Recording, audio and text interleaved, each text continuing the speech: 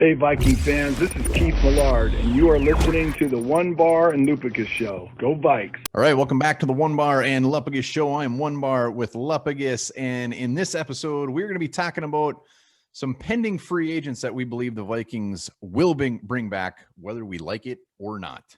Yeah, we've touched on some we want to see gone. We mentioned the ones we think are going to be gone, but now here's ones that actually – some of these are worth re-signing, though, and I think a few of these would put smiles on our kissers if they brought them back. Some would make us want to shit our pants in disgust. So let's hop in with one of those guys to start. I think with the worst option on here, but I think this is inevitable. I think every Vikings fan should get used to this. Start thinking about it when they go to bed at night. Sean Mannion is going to be back as this team's backup quarterback. I don't see any way around it at this point. Yeah, I would love to say that this isn't going to happen, but it will. If we've gone this long with the Kirk Cousins, Sean Mannion connection, barring him retiring or breaking both of his legs in the upcoming months, he will be back. He will be. And, as an actual player, he provides nothing on the field. He hasn't even thrown a career touchdown yet. Again, he seems to have some kind of value holding that clipboard. So I think the Vikings will bring him back. They don't want to spend a lot of money on this position. Maybe they'll use a mid-round pick to kind of maybe give him some competition. But I think when the season starts next year, it's going to be Sean Mannion, QB2. All right. And a little bit of I wouldn't say spoiler alert, just stating the obvious. There isn't anybody on this list that I want back. Not one. So that is a spoiler alert. So let's get into the next guy. This is offensive tackle Rashad Hill, our swing tackle, our tackle that we continue to bring back year in and year out. He's 29 years old. Seems to be that we sign him for about $1 million every offseason, and I'm sure we'll be doing the same thing this offseason. You say bring him back urine? Yeah. And you know what? Why not? I think we made this pretty clear. We like Rashad Hill in small doses. If he comes in during a game, he seems to be able to hold his own. When he gets those stretches where he has to be a starter, he just seems like he completely folds. But who else is going to want him? I can't. There's not going to be a hot market for Rashad Hill's services. Vikings know him. He's familiar with the system, familiar with the players. And I still think he's a decent backup option. He comes in, I'm not going to start sweating bullets. I'm not going to feel super confident, but I'm not going to be like, oh God, sky's falling here. But yeah, I like Rashad Hill in doses. Yeah, I like punches to the dick in doses. Rashad Hill, the reason why I don't want him back, I'm just kind of done with him, is we got guys like Oli Udoh just hanging out there. We got, Ezra Cleveland. Are they really going to be that much of a difference? Let's at least start getting these guys on the freaking active roster.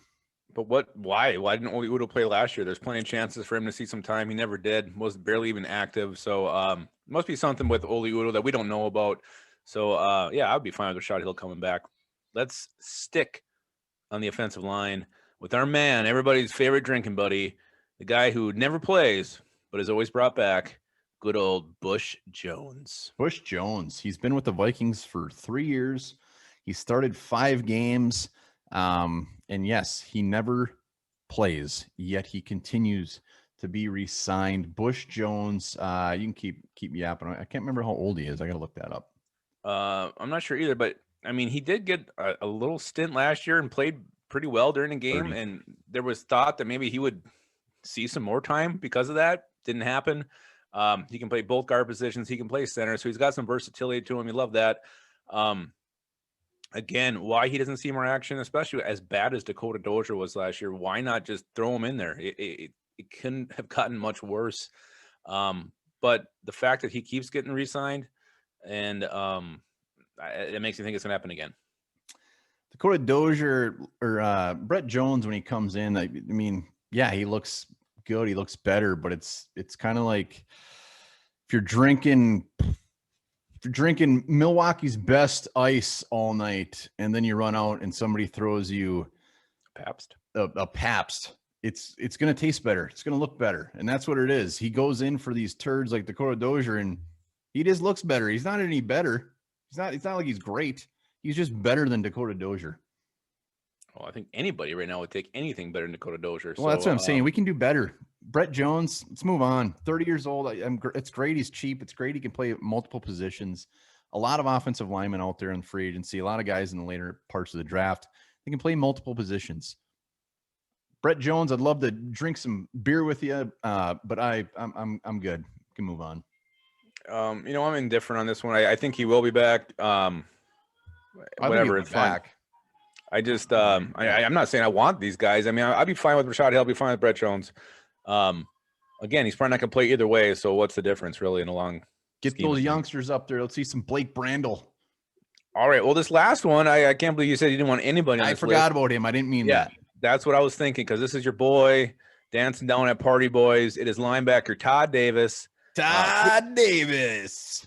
He was out there shaking his thing on the street last year. Vikings signed him, throw him into the fire. And you know what? For being a one-trick pony, a downhill thumper, he played pretty damn good.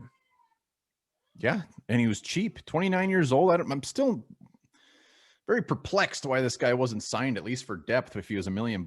So he's kind of the opposite of a Kendricks and Barr. He's just this hard-nosed, thumping linebacker that will stuff the run. And I think they bring him back, and I think they plop him as their third starting linebacker. I mean, it's probably going to come a little bit more than that $1 million, but not much. Well, you don't want this guy in coverage at all. We saw it in the Bucs game. Some very, just very, very poor pass coverage. But again, he can come up, he can stuff the run. I don't really want him as a starter next year. I'd rather see either someone else come in or Troy Dye beat him out. But as a depth piece, I'm completely fine with Todd Davis. Troy Dye's got to add about 30 pounds of muscle and then, have a full offseason. You just don't hope for Troy Dye. You can't write him off after year one. Oh, I got hope for Troy Dye. I just think if Todd Davis was signed, it would probably be to start because Troy Dye ain't beating him out. Who? Todd Davis. Hell yeah. Is that it? That's all 5 or 4, right? We're done? That's the list? Yeah, I mean, guys that we didn't. What's that? It's not a very long list. Yeah, and guys that we didn't mention: Anthony Harris, Eric Wilson, Amir Abdullah, George Iloka. These are just guys that really don't, and Dakota Dozier, guys that either are going to be too spendy or the Vikings just won't want to bring back, and Jalil Johnson. So these are the 4 that we think are most realistic to come back, whether we like it or not. Yeah. God, I hope to God they don't bring back Dakota Dozier. If they do, boy, I'm going to spank my bare buttocks. I will. I'll give you spankings and take out my aggression on your butt cheeks right on one of these videos. Wouldn't be the first time. All right, here's a little something to get your mind off that Dakota Dozier coming back and my butt cheeks. In the ancient Olympics, athletes performed naked.